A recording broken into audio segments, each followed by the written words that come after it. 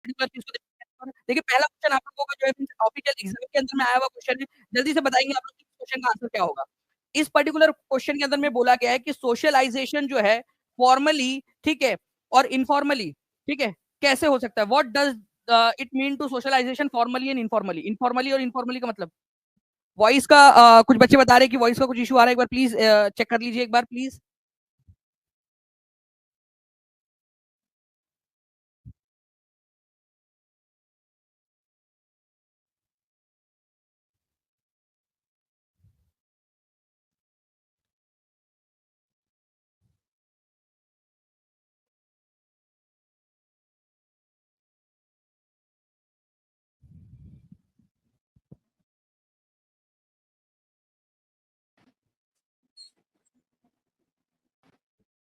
अब एक बार चेक कर लीजिएगा क्या अब आवाज़ आप लोगों को प्रॉपर्ली आ रही है?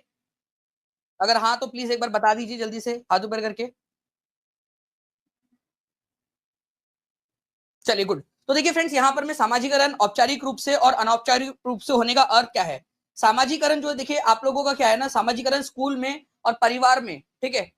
ये हाँ, चलिए यहाँ पर मुझे बताया जा रहा है कि अब आप लोगों का जो है वो प्रॉपर अब आप सभी लोगों को आवाज़ जो है प्रॉपरली आ रही है, ठीक है? चलिए वेल डन, गुड।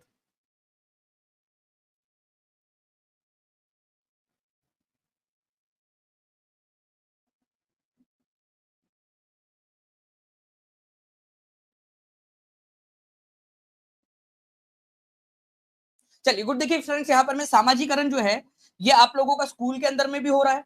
ओके और सामाजिकरण आपका परिवार के अंदर में भी हो रहा है स्कूल के अंदर में जब आपका सामाजिकरण हो रहा है ये फॉर्मल तरीके से होता है आप लोगों का औपचारिक रूप से ठीक है और परिवार के अंदर में इनफॉर्मल तरीके से जैसा भी हो रहा है ठीक है कोई ऐसा डिग्री उग्री मिलती नहीं आप लोगों को परिवार के अंदर में कि हाँ जी हमारा बच्चा जो है सोशलाइज हो रहा है या कोई आपको सुबह जाना है घर फिर वापस घर से वापस चले जाना है कोई फॉर्मल तरीका नहीं आप घर के अंदर में ही रहते हो कैसे भी पड़े रहते हो ठीक है बस चल रहा है आपका सोशलाइजेशन ठीक है धीरे धीरे वो डेवलप होता रहता है तो फॉर्मल और इनफॉर्मल दोनों तरीके से होता है सोशलाइजेशन इवन स्कूल के अंदर में भी होता है डायरेक्ट इंस्ट्रक्शन के अंदर में और इवन जो है आप लोगों का फैमिली के अंदर में भी होता है ये आप लोगों का एक क्लासिक एग्जांपल है सोशलाइजेशन के फॉर्मल और इनफॉर्मल दोनों होने का प्लीज इस चीज को याद रखिए ये बहुत ही इंपॉर्टेंट क्वेश्चन है आप लोगों का ठीक है socialisation helps to control human behaviour यहाँ पर मैं देखिए यहाँ पर मैं फॉर्मल और इनफॉर्मल की बात की है सोशल ह्यूमन बिहेवियर की क्या है वो बात नहीं कर रहा है a person control his excitement formal और इनफॉर्मल का इससे कोई लेना देना नहीं है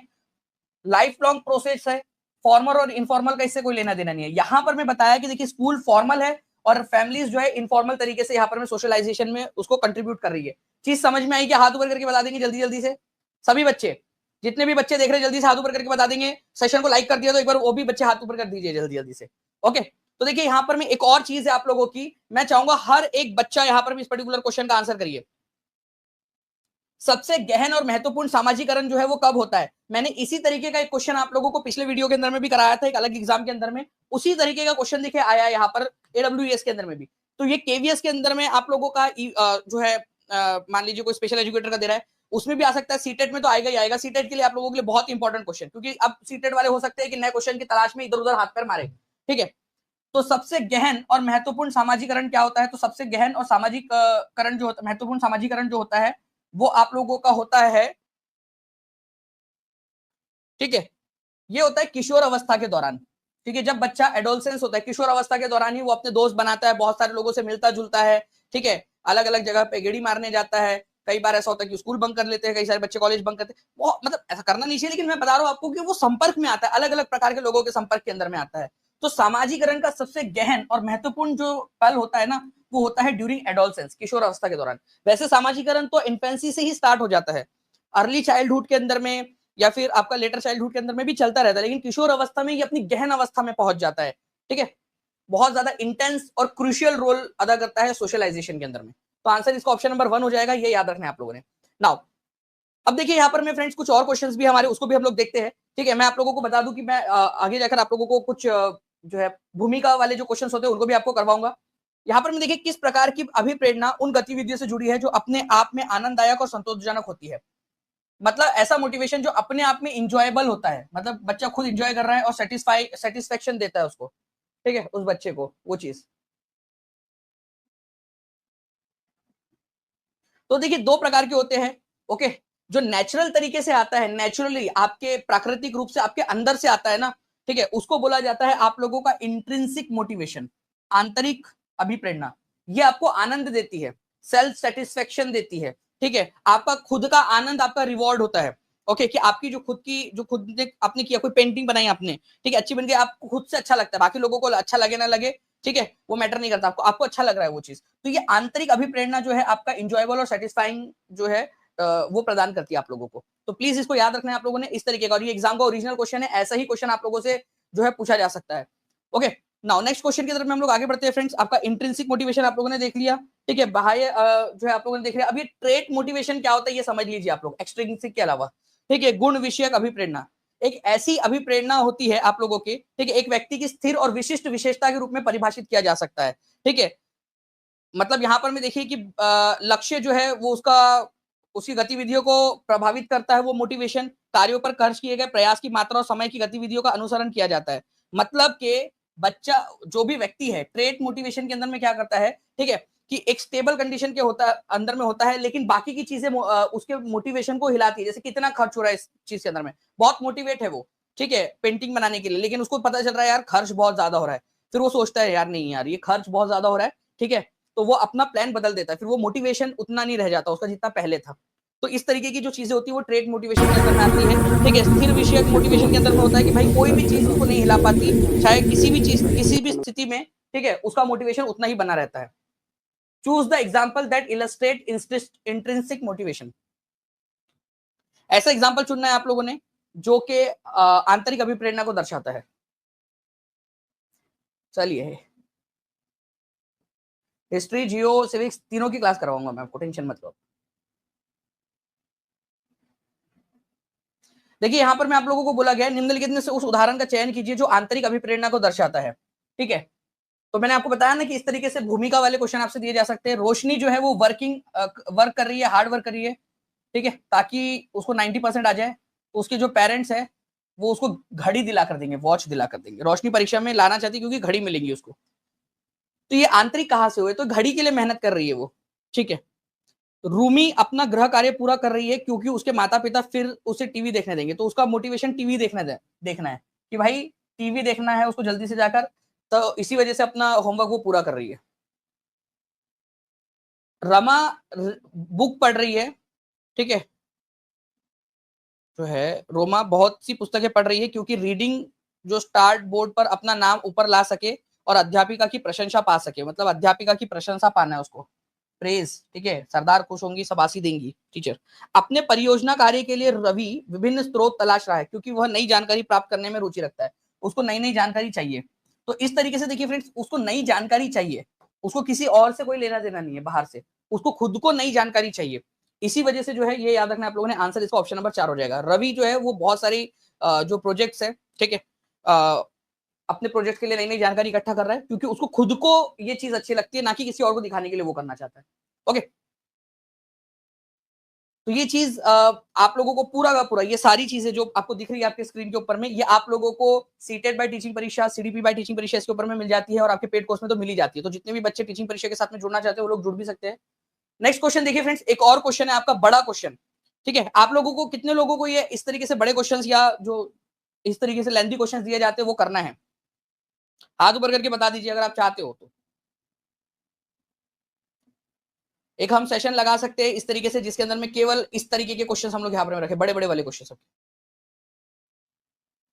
जिसमें समय लगता है, और यहीं पे आपकी एक्चुअल टेस्ट होती है कि आप कम समय में कितना जल्दी डिसीजन ले पा रहे हो। देखिए यहां पर मैं बोला गया है कि निम्नलिखित में से कौन सा बाह्य अभिप्रेरणा का एक उदाहरण है, ठीक है, एक्सट्रिंसिक मोटिवेशन का उदाहरण है। आपको हर एक यहां पर में भूमिका को समझना है। अपने अधिगम को दृढ़ करने के लिए शोध करते समय अमन विभिन्न स्रोतों की सहायता लेता है। अपने अधिगम को दृढ़ करने के लिए, अपने अपने जो नॉलेज है उसको बढ़ाने के लिए, उसको किसी को दिखाना नहीं, खुद का नॉलेज बढ़ाना है उसको, तो ये इंटरनल हो गया, ठीक है। रेयान रिसर्चेस फॉर, ये यहां पर में मनी है, ठीक है, मनी। रेयान जो है वो रिसर्च कर रहा है मनी के लिए, ठीक है, प्राइस के लिए। ओके, सितारा अपने स्वयं जो है संतोषण के लिए अपने से बड़ों के नियमित तौर पर प्रतिपुष्टि कर लेती है, ठीक है, उनका फीडबैक लेती है सीनियर्स का अपने खुद के संतोष के लिए, मतलब उसको किसी को दिखाना नहीं, लेकिन खुद को इंप्रूव करना है, खुद के लिए करती है वो। For personal interest and to improve his capabilities Ulmeet practices the task regularly, ठीक है, खुद के इंटरेस्ट और इम्प्रूवमेंट के लिए वो करता है ये चीज। तो यहाँ पर मैं ये इंट्रिंसिक हो गया, ये भी इंट्रिंसिक हो गया। रेयान जो है वो रिसर्च कर रहा है ताकि उसको नगद इनाम मिल सके, ठीक है, नगद इनाम पाने के लिए वो कर रहा है, इसी वजह से आंसर इसका ऑप्शन नंबर जो है वो बी हो जाएगा, ठीक है, तो B is the correct answer. ना एक और देखिए फ्रेंड्स, बड़ा वाला क्वेश्चन आप लोगों का पेपर 2 के अंदर में आया था ये क्वेश्चन 21 जनवरी 2022 की शिफ्ट के अंदर में।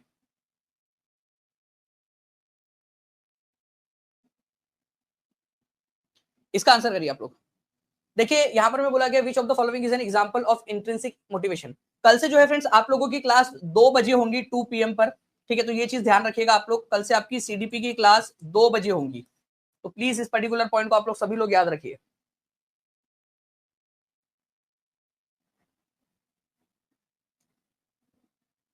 आंतरिक अभिप्रेरणा का उदाहरण कौन सा है? A student is doing an experiment to get good grade, एक विद्यार्थी अच्छे ग्रेड लाने के लिए एक प्रयोग कर रहा है, ठीक है, तो ग्रेड लाने के लिए जो प्रयोग कर रहा होता है ग्रेड या बाहरी चीजों के लिए, तो ये आंतरिक नहीं है, ये बाहरी है। एक स्टूडेंट जो है इसलिए प्रयोग कर रही है क्योंकि उस प्रयोग का परिणाम जानने के लिए वो उत्सुकता है, उसके अंदर में क्यूरियोसिटी है, तो ये बिल्कुल इंट्रिंसिक है, आंतरिक है, क्योंकि उसकी क्यूरियोसिटी, उसको जानना है, बाकी लोगों को दिखाना नहीं, उसको खुद को जानना है।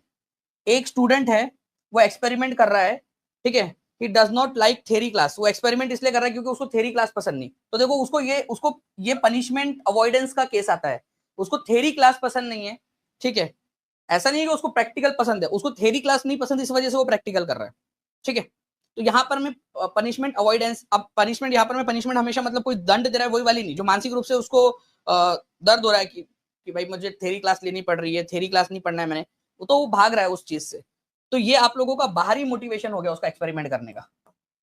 एक स्टूडेंट जो है वो एक्सपेरिमेंट कर रहा है क्योंकि वो उसको अपने टीचर को इम्प्रेस करना चाह रहा है, अपने टीचर को इम्प्रेस करना चाह रहा है। एक विद्यार्थी इसलिए प्रयोग कर रहा ही है क्योंकि वो अपने अध्यापक को प्रभावित करना चाहती है, ठीक है, फिर ठीक है, ठीक है, लड़का होता तो मैं बोलता कि यार छोटे बच्चे, ठीक है, 14-15 साल के, हार्मोनल चेंजेस हो रहे हैं उनके अंदर में, ठीक है, 17-18 साल की उम्र में भी 10वीं के बच्चे, चलिए कोई बात नहीं, तो आंसर इसको ऑप्शन नंबर बी हो जाएगा। आगे बढ़ते हम लोग यहाँ पर में फ्रेंड्स नेक्स्ट क्वेश्चन की तरफ में। ये भी क्वेश्चन 4 जनवरी 2022 का क्वेश्चन है आपका।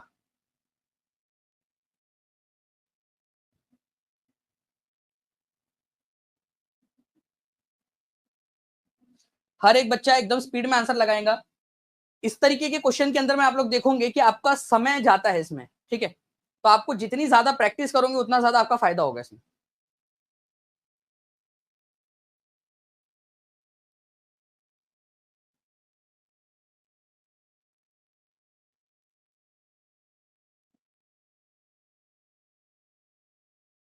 आंतरिक अभिप्रेरणा का उदाहरण रुचि के कारण एक नई भाषा सीखना, रुचि के कारण, रुचि इन द सेंस अपने इंटरेस्ट की वजह से, तो बिल्कुल ये तो इंटरनल है।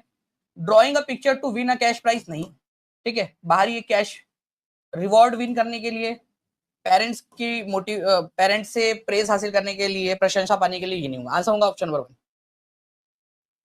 अब बड़ा क्वेश्चन एक और देखिए यहाँ पर में, इस तरीके के क्वेश्चंस जल्दी से आंसर करते जाइए आप लोग। अभिप्रेरणा और अधिगम के बारे में निम्नलिखित में से कौन सा कथन सही है? Motivation does not have any role to play in learning, motivation का लर्निंग के अंदर में कोई रोल नहीं होता।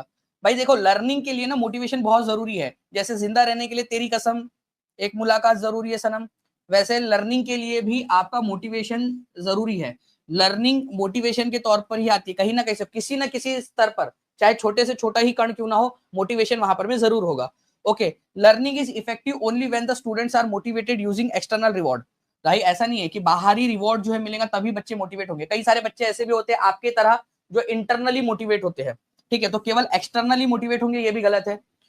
Learning is effective only when the students have intrinsic motivation, केवल इंट्रिंसिक मोटिवेशन होगा तब भी नहीं, दोनों होने चाहिए। Learning is effective only when the students are extrinsically motivated by external factors, ठीक है। तो आप लोगों से यहां पर मैं क्या बोला है, अभिप्रेरणा और अधिगम के बारे में निम्नलिखित में से कौन सा एक कथन सही है, ठीक है।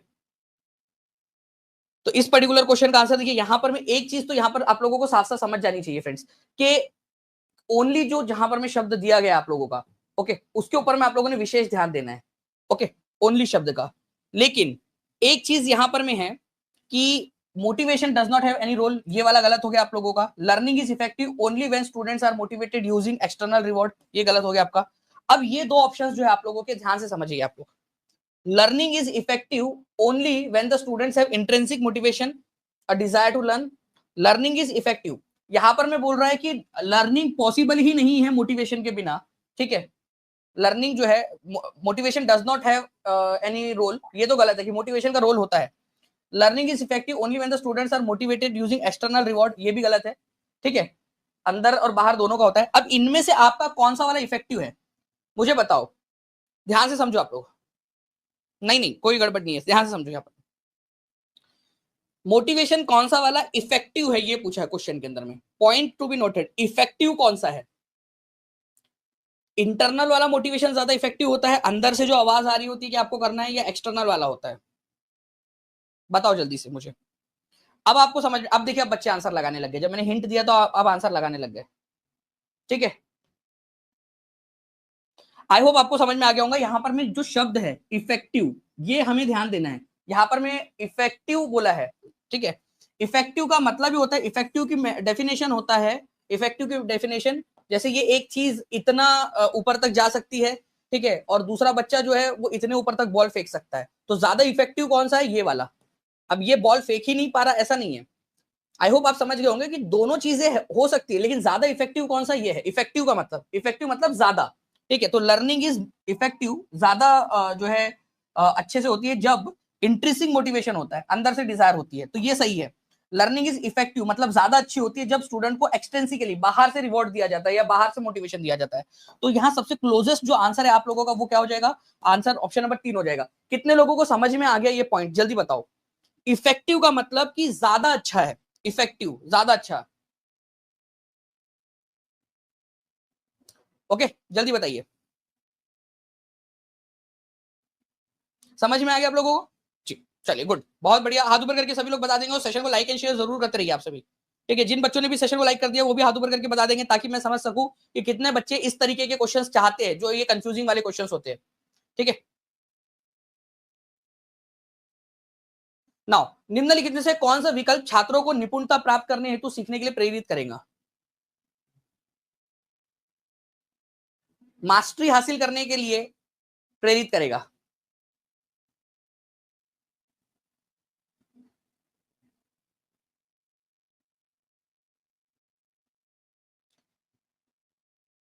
देखिए कोई बच्चा जो है ना, मान लीजिए कि उसको मास्टरी हासिल करनी है किसी भी चीज के अंदर में, एक पर्टिकुलर चीज है, उसका मास्टर बनना है उसने, ओके।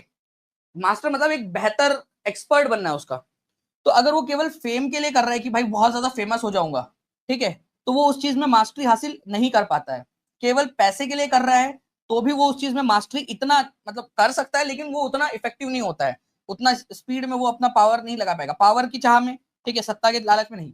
अगर किसी बच्चे को, मान लो छात्र है, उसको निपुणता हासिल करनी है किसी भी चीज में, ड्राइंग बनाने में उसको सिखाना है, ठीक है, तो अगर उसके अंदर में ये फीलिंग आती है कि मुझे कॉम्पिटेंस बनना है, मुझे इस योग्य बनना है, ठीक है, वो बाबा रणछोड़ दास एक बार कह के गए ना, श्री श्री बाबा रणछोड़ दास जी, कि बच्चा काबिल बनो, ठीक है, कामयाबी तो तुम्हारे पीछे, ठीक है, आती जाएंगी आती जाएंगी।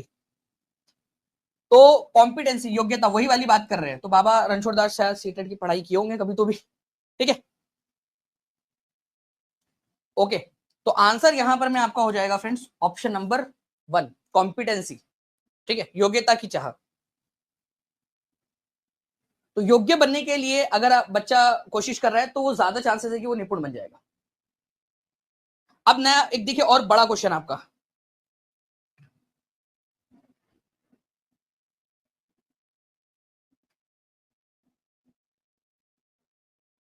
इस पर्टिकुलर क्वेश्चन में बोला गया बच्चे पढ़ाई के लिए आंतरिक रूप से अभिप्रेरित होते हैं जब, कब, childrens intrinsic motivation to learn is increased when learning is centred around reward and punishment, ठीक है।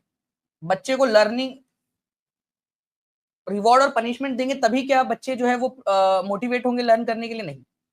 Learning strategies focus on mayor memorisation and recall. पठन में केवल स्मृति और पुनरावृत्ति पर जोर दिया जाता है, मतलब केवल रटो और उसका रिवीजन करो। रटना नहीं है, समझना है आप लोगों ने, ठीक है। उनका शैक्षणिक वातावरण उनके अपनत्व का भाव और उनकी क्रियाशक्ति में तीव्रता लाता है। तो शैक्षणिक जो वातावरण है, ठीक है, बच्चे के आसपास की जो चीजें हैं वो उनके सीखने की भावना में जो है वो लेकर आता है, तेजी लेकर आता है। ये तो बात सही है, लेकिन चौथा भी एक बार देख लेते हैं, जो सबसे बेस्ट रहेगा आंसर उसको लगाएंगे हम लोग। The teachers encourage obedience and adopt standardized methods of assessment। देखो मैं आपको बता दूं कि स्टैंडर्डाइज मेथड जो है ना, मतलब 99% केस के अंदर में जो ये स्टैंडर्डाइजेशन होता है ये गलत चीज है, खराब चीज है स्टैंडर्डाइजेशन, ठीक है। मापदंड बना देना, एक जैसा कर देना, एक स्तरीय कर देना सबको। तो शिक्षक अगर आज्ञा का पालन करने वाले स्टूडेंट्स और स्टैंडर्डाइज्ड, ठीक है, प्रोसेस बना देंगे केवल, तो ये लर्निंग को मोटिवेट नहीं करेगा। लर्निंग को मोटिवेट करेगा जब बच्चों को जो है बिलोंगिंगनेस और इंटेंसिटी वाला जो है वातावरण मिलेगा, बच्चों को अपनत्व का भाव वाला जो वातावरण है वो मिलेगा, ठीक है। तो आंसर इसको हो जाएगा आपका ऑप्शन नंबर 3। नाउ अधिगम की अभिप्रेरणा को किस प्रकार बनाए रखा जा सकता है? ये क्वेश्चन ऐसे है जो आपके नंबर बढ़ा देंगे एग्जाम के अंदर में, ये चीज याद रखिए आप लोग।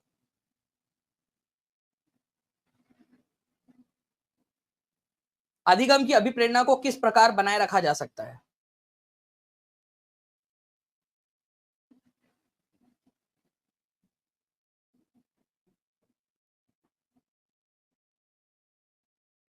देखो अगर केवल इजी टास्क देते रहेंगे ना बच्चे को, केवल इजी इजी टास्क, तो बच्चा जो है वो मोटिवेट नहीं होगा, डिमोटिवेट हो जाएगा, या फिर वो उतना ज्यादा मेहनत नहीं करेगा। तो इजी टास्क तो आपने नहीं देना है कि बस जानबूझ के आप बच्चे को इजी टास्क दे रहे हो। रोड मेमोराइजेशन, रट्टाफिकेशन आपने नहीं करना है। बच्चे को पनिशमेंट आप लोगों ने देनी नहीं है, ठीक है।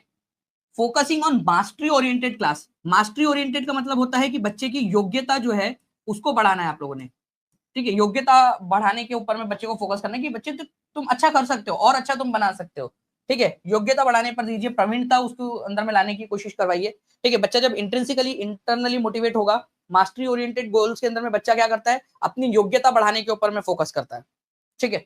तो बच्चे का अधिगम के प्रति लगातार जो है वो अगर मोटिवेशन बना के रखना है आपने, तो उसको मास्टरी ओरिएंटेड गोल्स दीजिए, ठीक है।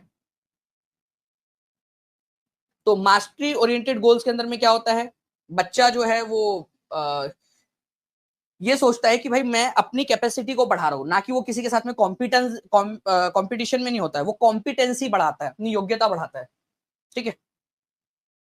एक और क्वेश्चन देखते हैं हम लोग यहाँ पर में। अक्सर यह तर्क दिया जाता है कि पुरस्कार देना अधिगमकर्ताओं को प्रेरित करने का उत्तम तरीका नहीं है। ये यहाँ पर में भी एक इंपॉर्टेंट पॉइंट है, इस पर्टिकुलर पॉइंट का भी आप लोग आंसर कर देंगे यहाँ पर, ठीक है। Rewards may not be the best method of motivating learners because, ठीक है, अक्सर ये तर्क दिया जाता है कि पुरस्कार देना अभिकर्ताओं को अधिगमकर्ताओं को अभिप्रेरित करने का उत्तम तरीका नहीं है। ऐसा क्यों?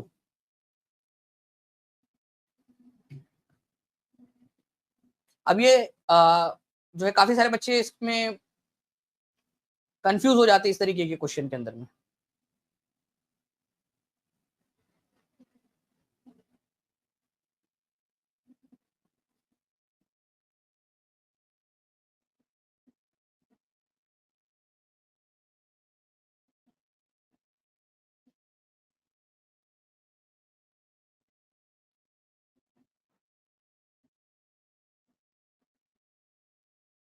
देखो रिवॉर्ड्स जो है ना, ये एक तरीके का क्या है, पुरस्कार देना, ये एक्सट्रिंसिक मोटिवेशन के अंदर में आता है, बाहरी मोटिवेशन।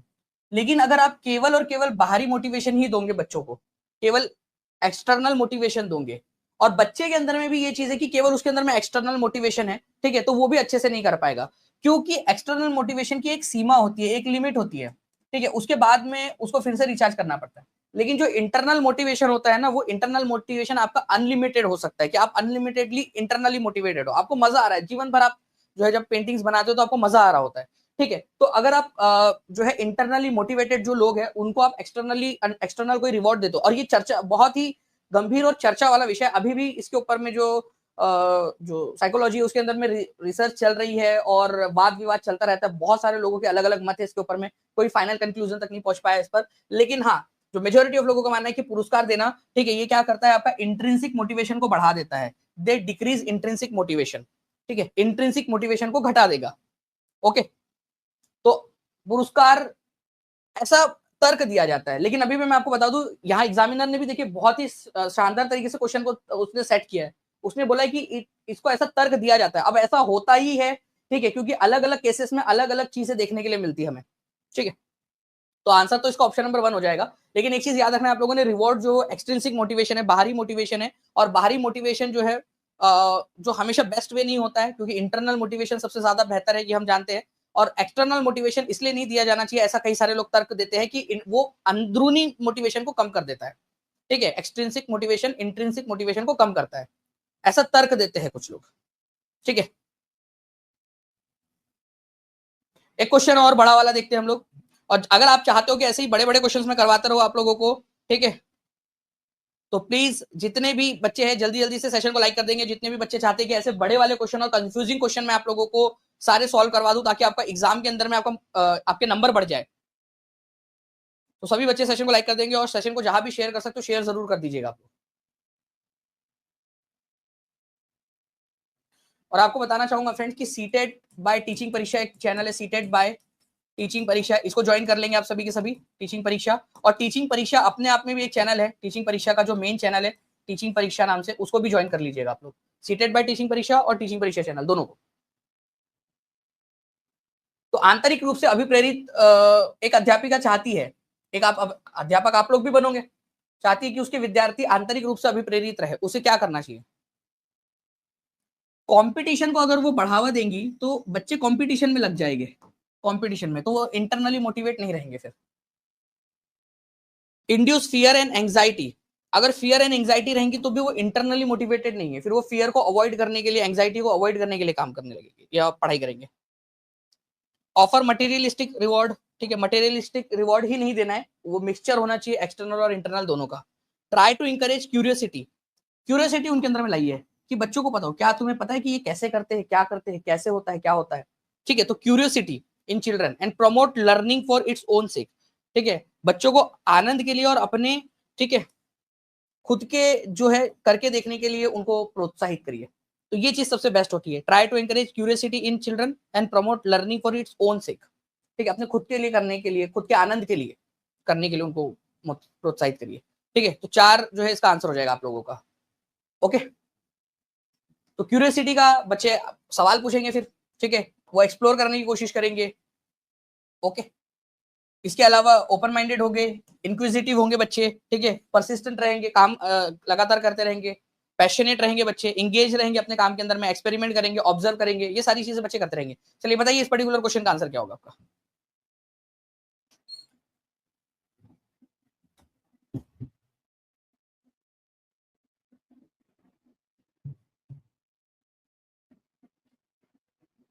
देखिए यहां पर में बोला गया है कि निम्नलिखित में से कौन सा विश्वास छात्रों को भविष्य के प्रयासों के लिए प्रेरित करने की संभावना रखता है? ये बहुत ही इंपॉर्टेंट क्वेश्चन है, इसको बहुत ज्यादा इंपॉर्टेंट मार्क करिए आप लोग। इस पर्टिकुलर क्वेश्चन में ये बोला गया है कि कौन सा वाला जो है विश्वास, कौन सा वाला थॉट बच्चों को भविष्य के प्रयासों के लिए प्रेरित करेगा। I am not intelligent and effort will not make any difference to my ability, मैं बुद्धिमान नहीं हूं, ठीक है, इसलिए मैं फेल हो गया, और मैं अगर प्रयास करूंगा भी तो कोई इंटेलिजेंस में कोई फर्क नहीं पड़ता। ऐसा अगर सोच रखोगे तो फिर क्या ही प्रयास करोगे तुम भविष्य में, तुम तो छोड़ दोगे नियति पर कि भाई इंटेलिजेंस तो बचपन से नहीं, तो अब क्या ही करे। I am capable of doing given task if I put required effort in my attempts, मैं कैपेबल हूं, ठीक है, अगर मैं रिक्वायर्ड एफर्ट जो है वो दूं तो इसमें क्या होगा, बच्चे को पता है देखो मेरे में कैपेसिटी है, अगर मैं एक और ट्राई करूं और उसके अंदर में अपना पूरा 100% दूं तो शायद मैं कर सकता हूं, आई कैन डू इट, ये वाली चीज होनी चाहिए, ठीक है। भविष्य में अगर प्रयास करना है तो मैं अनलकी हूं ये मान लिया तो भाई तुम काम ही नहीं करोगे, मैं साइंस कर ही नहीं सकता, ठीक है, I lack the ability to do well in science, अगर आपने ये मान ही लिया कि आपके अंदर में एबिलिटी नहीं है तो फिर आप ट्राई क्यों करोगे। ये बोलना है कि भाई मेरे में कैपेसिटी है। आप में से कितने लोग यहाँ पर मैं ये मानने के लिए तैयार है कि आपके अंदर में पूरी कैपेसिटी है कि आप 130 प्लस ला सकते हो? सबसे पहले ये मानिए, अगर आपने पूरा का पूरा एफर्ट डाल दिया तो आप 130 प्लस ला सकते हो। कितने बच्चे हैं यहाँ पर में, आप लोगों से ही बात करो। और यहाँ पर में देखिए हम लोग एग्जामिनर का ही क्वेश्चन देख रहे हैं, मतलब हम रियल टाइम जो है यहाँ पर में चीज को देख रहे हैं, रियल टाइम चीज। अगर आप ये मानने के लिए तैयार हो कि आप 130 ला सकते हो, ठीक है, और जो जो चीजें मैं आपको करवा रहा हूँ अगर आप वो अच्छे से कर लेते हो रिलीजियसली, ठीक है, ये जो टॉपिक्स मैं आपको करा रहा हूँ ये टॉपिक्स आपके अभी के अभी प्रिपेयर्ड हो जाते हैं अच्छे से, हर तरीके के क्वेश्चन आपने कर लिए, तो बचे हुए जो क्वेश्चन है वो बहुत आसानी से, क्योंकि आपका माइंड जो है वो रिलैक्स हो जाएगा, ठीक है, आपका माइंड रिलैक्स होगा और रिलैक्स होकर अच्छे से ध्यान दे पाएगा बाकी टॉपिक्स के ऊपर में, ठीक है। पढ़ेंगे हम पूरा ही, डोंट वरी। देखिए एक क्वेश्चन था सीटेट नवंबर 2012 में आया था, क्वेश्चन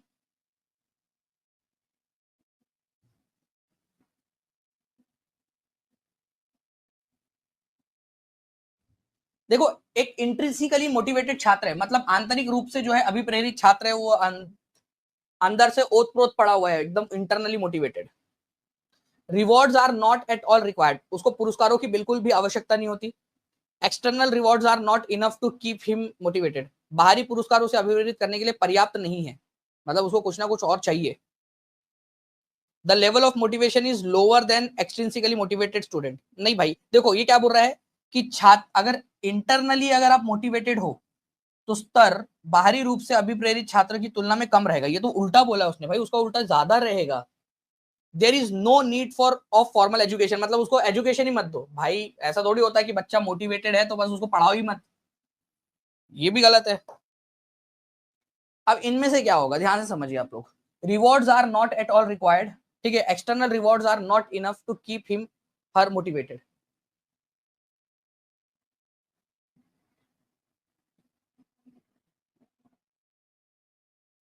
यहां बोल रहा है कि external rewards are not enough to keep him motivated, बाहरी पुरस्कार उसे अभिप्रेरित रखने के लिए पर्याप्त नहीं होते हैं इंट्रिंसिकली मोटिवेटेड लोगों के लिए। तो इंट्रिंसिकली मोटिवेटेड लोग हैं, अगर उनको आप एक्सटर्नल मोटिवेशन भी देते हो या एक्सटर्नल रिवॉर्ड्स भी देते हो तो वो उनके लिए एडिटिव का काम करेंगे, एडिशन का काम करेंगे। अगर उसको लिमिटेड क्वांटिटी में दिया जाए तो एडिशन का काम करेंगे, ठीक है। लेकिन अगर नहीं भी मिलता है, ठीक है, नहीं भी मिलता है उनको रिवॉर्ड, तो भी उनको कोई फर्क नहीं पड़ता, ठीक है, उनको बेल कोई फर्क नहीं पड़ता, ठीक है, क्योंकि दे आर इंटरनली मोटिवेटेड। उनको चित्र बनाने में मजा आता तो आता, ठीक है, अगर नहीं भी मिला उनका पहला प्राइस तो भी कोई इशू नहीं है। और दूसरा वाला जो पॉइंट है वो ये बोल रहा है external rewards are not enough, मतलब कि एक्सटर्नल वो इनफ नहीं है, उनको कुछ ना कुछ देते रहना पड़ेगा।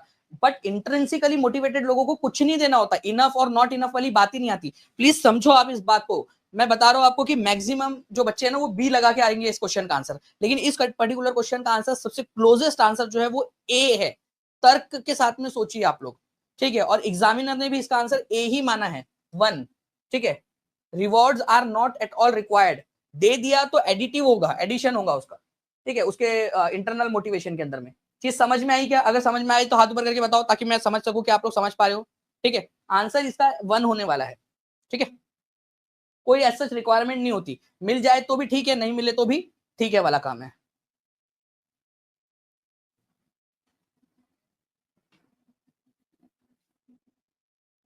एक और क्वेश्चन देखिए बड़ा वाला आपका, इस क्वेश्चन को आप देखेंगे यहाँ पर में कि किसी कार्य की सफलता या विफलता पर नियंत्रित निम्नलिखित में से कौन सा आरोपण भविष्य में विद्यार्थियों की प्रेरणा और समरूपी कार्यों में संलग्न होने के प्रयास को वृद्धि कर पाएगा। मतलब फ्यूचर में बच्चा फिर से अटेम्प्ट करे, फेल हो गया या पास हुआ जो भी हुआ, भविष्य में एक और प्रयास करे बच्चा, उसके लिए कौन सा वाला आरोपण सही रहेगा?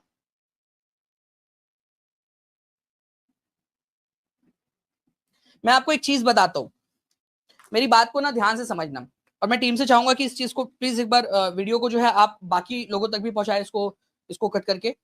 एक चीज ध्यान रखिएगा फ्रेंड्स, कभी भी जिंदगी में अगर आपको लगे ना कि आप किसी चीज में विफल हो गए हो, ठीक है, या आपके मन मुताबिक रिजल्ट नहीं आया, तो एक चीज ध्यान रखना, हम कभी भी बाहरी चीज को जो आपके कंट्रोल में ना हो उसको दोष मत देना।